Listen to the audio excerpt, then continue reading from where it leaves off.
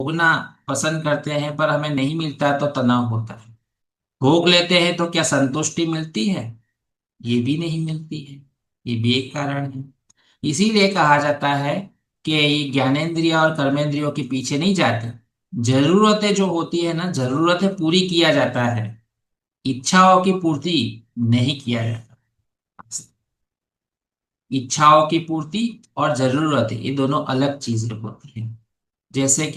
जैसे कि आपको लिखना है, पेन से आपको लिखना है, आपके पास पेन है, पर वो पेन 2 साल पहले आप लाए थे, 2 साल पहले लाए थे, इसलिए वो पूरा नहीं हुई है। अच्छे से लिख रहे हो, सब चीजें कर रहे हो, सब बराबर है, पर आपको एक विचार है, नया क्लास है, चलो नई पेन ला, है ना? तो ये क्या है? ये आपकी इच्छा है। और लिखने के लिए पेन तो थी ना, तो जरूरत थी, तो जरूरत तो पूरी कर ही रहा है आपकी पेन।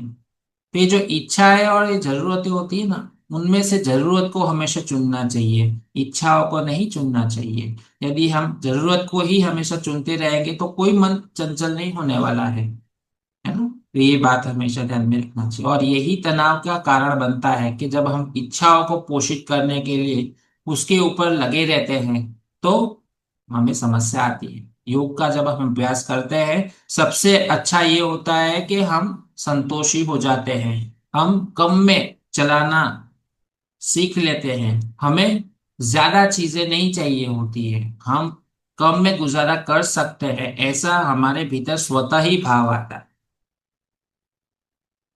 ये परिणाम मिलता है, इसलिए मानसिक तनाव कम हो जाता है।